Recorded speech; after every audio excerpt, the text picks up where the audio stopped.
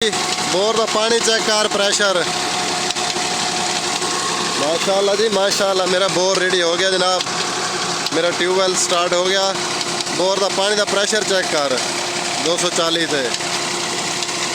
तुसी वेख रहे हो यूट्यूब चैनल शेख व्लॉग 96 62। मैं छोटा जहा प्लाट खरीदा सी, उस प्लाट में ट्यूबवेल कराया सी, तो काफ़ी दिन ना मैं इसका पानी नहीं कढ़ा सकिया। मैं थोड़ा मसले सन, मेरे अपने घर के कारोबार सन, कुछ गंदम की बिजाई के दिन सन, तो अज इंशाल्लाह अज फ्री हो के इसका पानी कढ़ाए तो पानी का प्रेशर चेक कर दो। 240 अपना लाया हुआ जनाब बोर से, बड़ा स्लो खड़ा है गड्डी, कोई रेस रूस कोई नहीं दी हुई, बड़ी स्लो गड्डी खड़ी है जनाब। पानी चेक कर,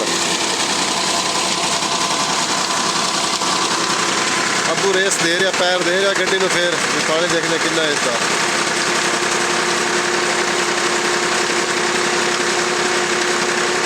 माशाल्लाह जी, बड़ा पानी है, बड़ा पानी है। बाबा बस करो, मतलब को नुकसान थी वे कुछ पखे प्रेशर को नहीं, प्रेशर ज़्यादा है। ये साफ थी वैसे ज़्यादा चलन दो। अबू कह रहे जी हम थोड़ा रेत दे रहा, तो सारा होने साफ करे पानी।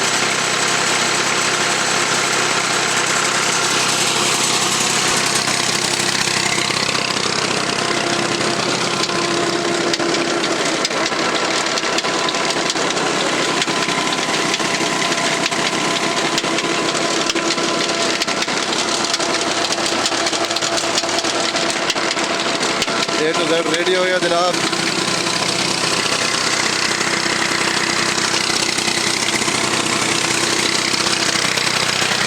बाकी गल्ला छड़ तो पानी चेक कर। मेरे को होर वीडियो भी है जेड़ मैं स्टार्टिंग पहला पानी कढ़ाया, ठीक है। वो वीडियो मैं पार्ट 1 से पावांगा, ये वीडियो मेरी पार्ट 2 दी है, ठीक है। तो 2 पार्ट करेंगे इस वीडियो के जनाब, ठीक है। तो जेडे स्टार्टिंग जेडे बोर मशीनी बोर हो रहे हैं उन्होंने यानी कि जेडे स्टार्टिंग पानी गड्डी का कटते हैं, किन्ने जलील होंगे, बंदा क्या सीन है, वो वीडियो यानी कि पार्ट 1 में पावांगा, ठीक है। पार्ट 2 आ पानी का प्रेशर चेक कर, पानी मैला साफ हो जाएगा। तो जेडे भाई मेरे चैनल तो नवे आए ने, मेरे चैनल को सब्सक्राइब कर लें, नाल ही घंटे के निशान वाल तो कर दें जनाब। तो ये सन सीन से जनाब, काफ़ी दिनों तो मेरा ट्यूबवेल बोर हो रहा सी, तो आज ऑलरेडी अलहमदुलिल्लाह कंप्लीट हो गया, पानी कटता सी बाहर, ठीक है।